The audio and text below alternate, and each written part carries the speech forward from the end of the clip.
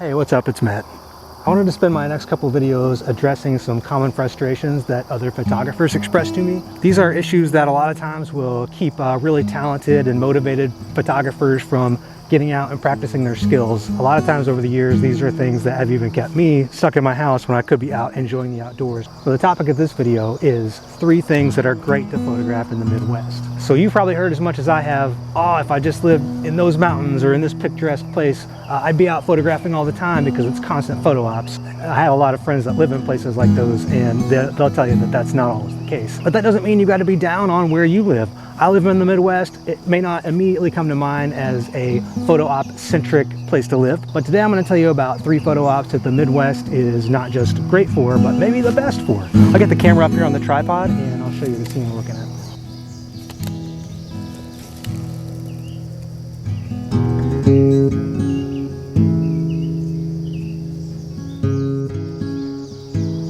Okay, number 1 is old barns.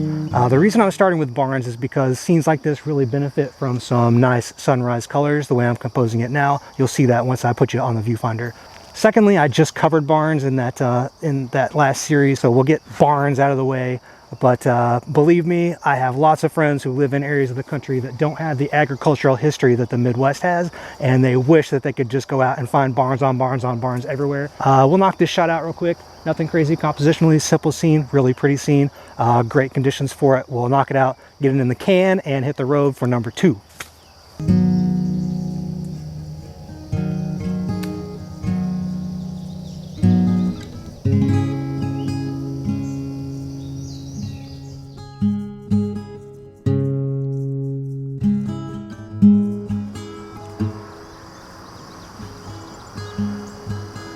Whew.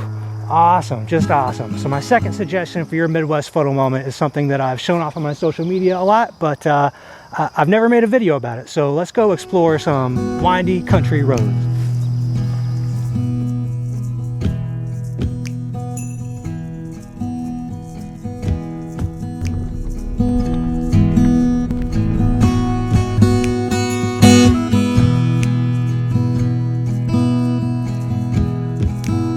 So country roads, I've got a good one picked out for us today. You can see it here behind me. That's just a little farm access road that leads up into this cornfield. My car's parked right here. I'm actually standing up on a levee, and so behind the camera are the wetlands.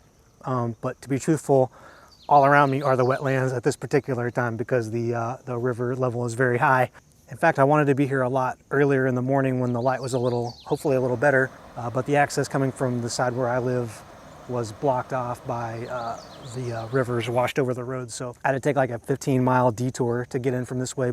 I mean, I could have just gone home, but the weather was so nice and I was kind of set on this location. I've shot this location once in maybe 2018, 2019, so it's been a couple years since I've been through this way.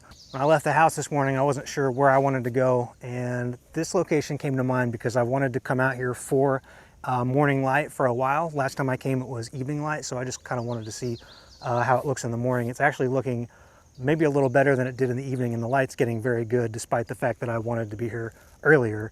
I'm kind of glad that I'm here now, and I'll show you why when I get you to the image on the back of the camera. This is the scene. I imagine that when I cut the video together, I've already shown you the way I shot it before, which included a little more of the sky. The scene looks, I also shot it vertically before. Not horizontal orientation this time, but yeah, last time I included more of the sky.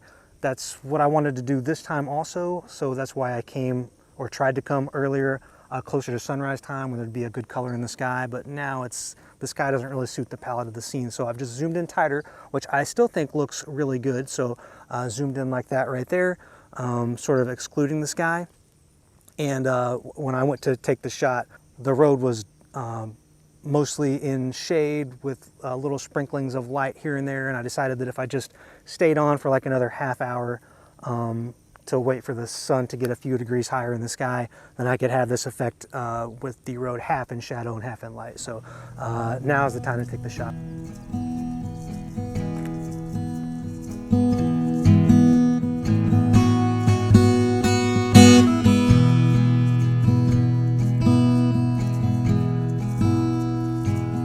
So that's shooting a country road, super easy, very paint by numbers.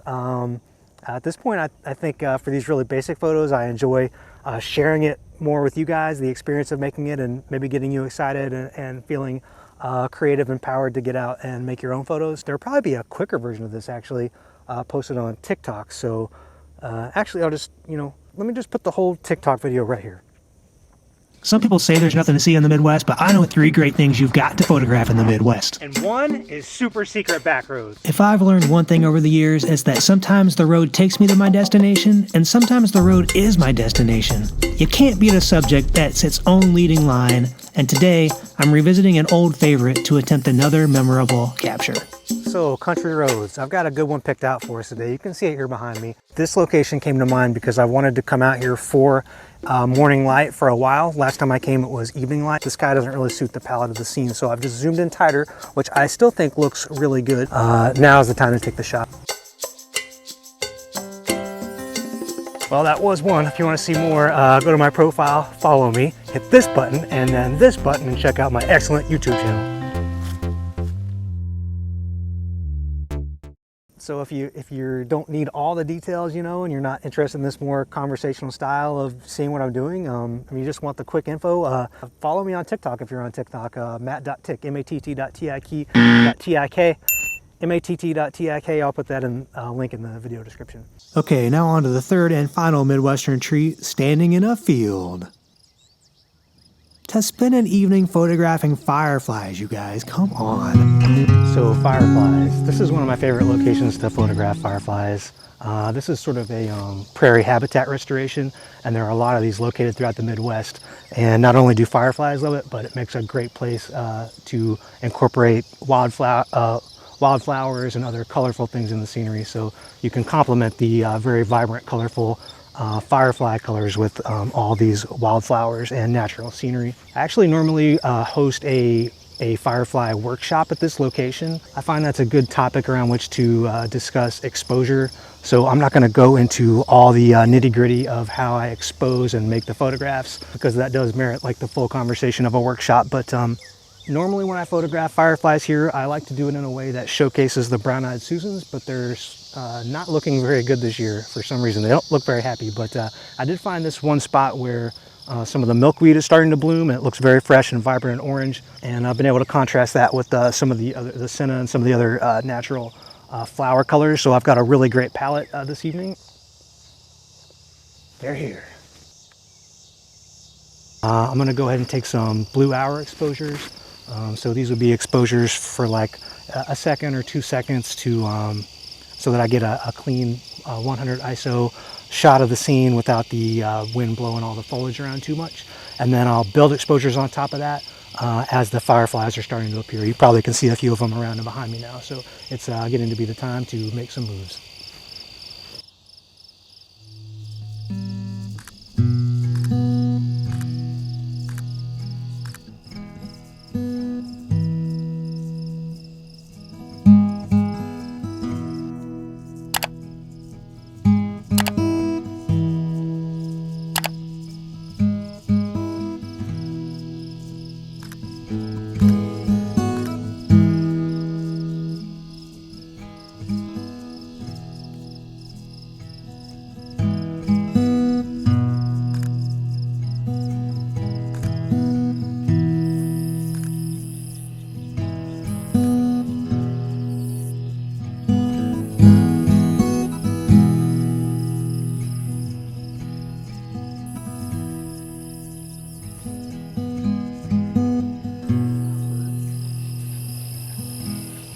So I'm going to use one of this lens's strengths and open it up to f2 and get some shallow depth of field where the fireflies will just be specular highlights. So basically bokeh balls made out of fireflies.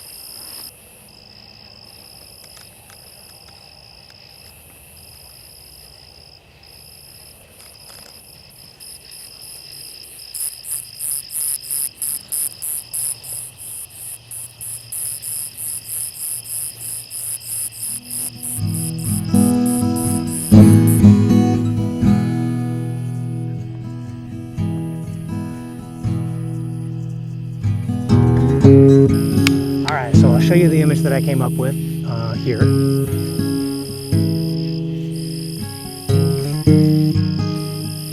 pretty much wraps up fireflies, or as we call them here in the Midwest, lightning bugs. I think I read somewhere that you can see lightning bugs at like 60% of the land area of the Earth, but this is still something that a lot of people, a lot of my photographer friends that live in different areas tell me that they're jealous of. So I know you can't see fireflies just anywhere. It's a great Midwest opportunity, but it's also a great summer opportunity. So if you struggle, like a lot of photographers do, myself included sometimes, with finding natural subjects to photograph during the summer season, I think you'll enjoy seeing this particular part of the Midwest video repurposed for my upcoming 3 things to photograph in the summer video. In that video, I'll just sort of summarize what we did here today, but I'll also go into the post-processing portion to show you how to use software to turn these individual captures that we made today into the images that you just saw. So be sure to subscribe and you won't miss that next 3 things to photograph in the summer video.